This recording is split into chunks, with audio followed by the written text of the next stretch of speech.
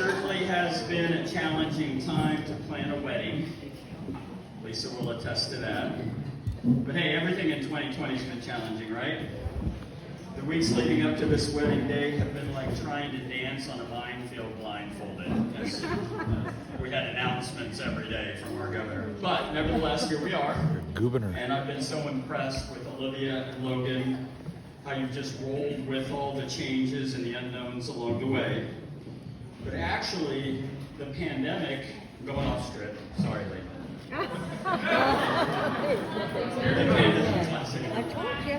The pandemic has been a blessing in disguise for the father of the bride.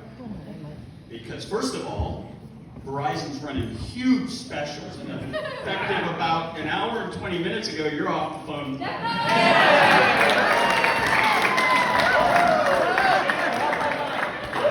And also, you know, we could only fit half the people in the room, so that saves the father and bride too.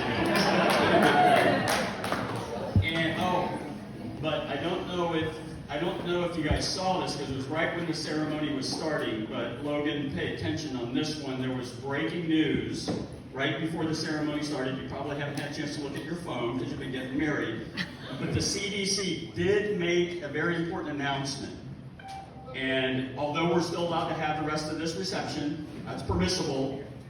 Unfortunately for you, there's a no physical contact rule for the wedding night, and that carries through the honeymoon period.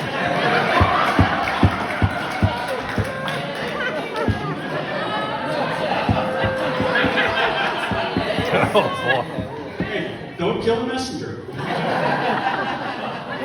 But come to think of it, you may not know that the couple's engagement was like 2 weeks, literally, wasn't it? Like 2 weeks before any of us even heard of COVID-19.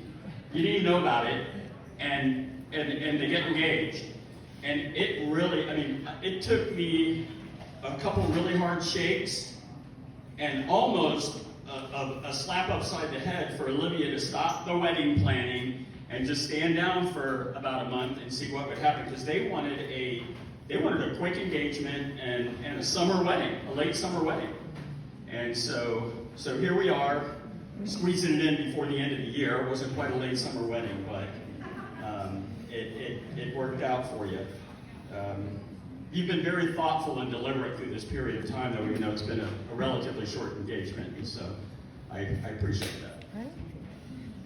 Now, Logan, I recall sitting with you a couple of times and trying to figure out if you'd be easily scared off, like all dads do, right, for the guy who comes around for the first time. But you would have none of that. During those conversations, I could tell that you were very clearly tuned in to the fact that Livy was the gal for you. And the things that you said to me is everything that a Christian father wants to hear from the guy who says he loves his daughter. So that resonated with me. And as you know from some of our conversations, we had some very similar circumstances in our childhoods. Very similar, you and me. And we talked about how those experiences shaped you and motivated you to be a dedicated husband and lead your family forward in faith through Jesus. And you shared with me that you intend to advance the legacy of your family line, and now our family line, through those generations, and make changes to how that looks. And so I was done right there. You had me right there. I knew you were the guy for my gal.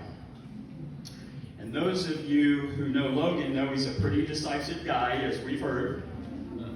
For example, he called me up one day, I think it was a Sunday or Monday, and he said, hey, you know, next time I come to town, would you be able to spare a little time, get together and talk? And I'm like, okay, I know what this is about. So that was on like a Sunday or a Monday. Tuesday, I get a text. Can you meet on Thursday? I'm like, okay, yeah, sure. We met on Thursday at Carsoni's. I had a great talk.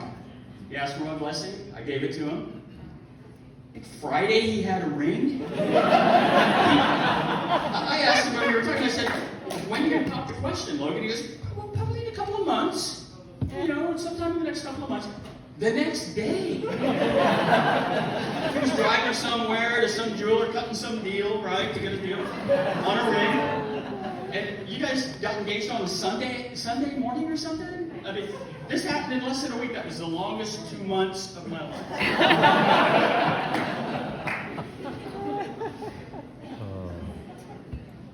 As Lisa and I, and actually our whole family, have gotten to know you, Logan, and see how you care and love Olivia, we couldn't be more happy that she's made this commitment today to you and that you're now part of our family. Here's a verse that for me characterizes Logan. Therefore, my beloved brothers, be steadfast, immovable, always abounding in the work of the Lord, knowing that your labor in the Lord is not in vain. And so now for my Olivia, beautiful bride, my gal.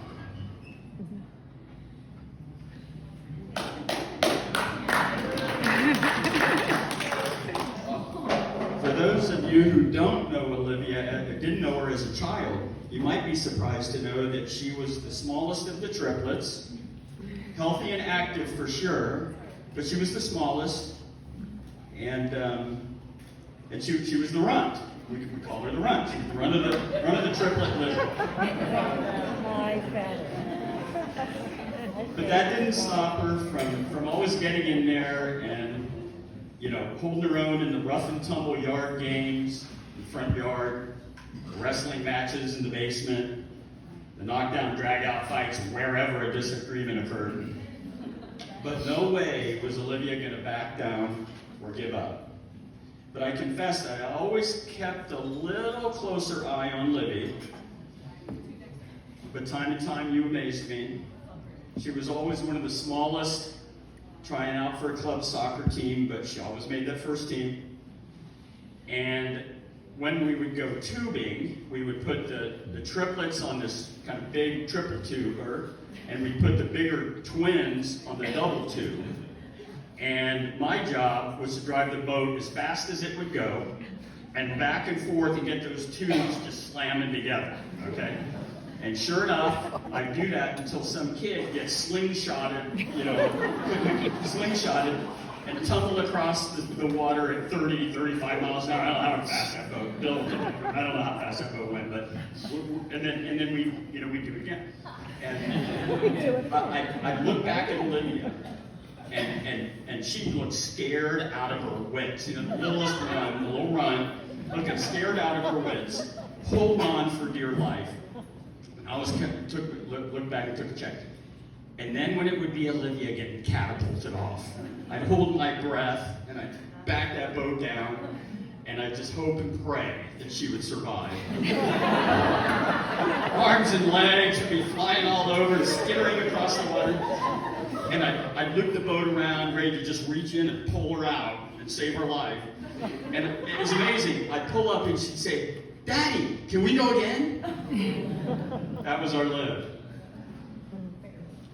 You always, and you live your life that way. Maybe a little fearful at first and a little reluctant, but you never let that fear stand in your way or stop you from reaching your goals. I saw that in you, in your childhood in school, and in youth sports, and in your college soccer career. And now, as you work in the city to reach those kids that need someone who's going to love them and be reliable for them and care for them and point them to Jesus. And that's what you do now.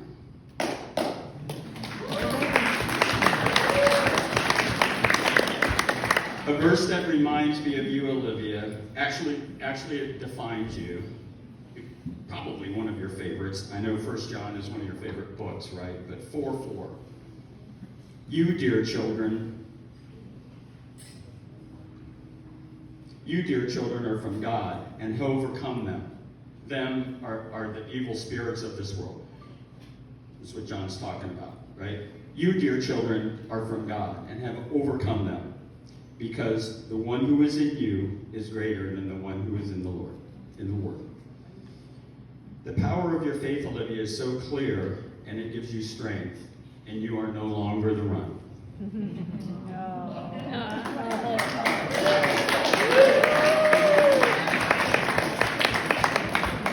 So now I guess I understand better why the two of you wanted to push ahead and have this wedding and in the midst of a COVID pandemic. Neither of you are intimidated.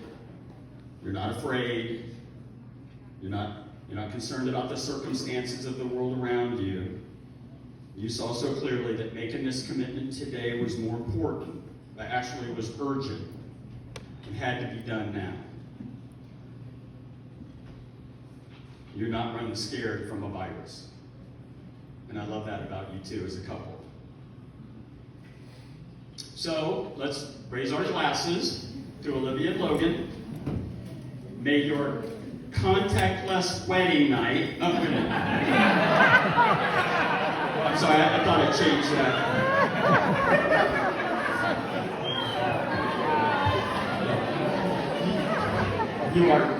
You are perfectly made for one another. You are perfectly made by your Father in heaven. May you be blessed with long, happy, healthy, and pandemic-free marriage.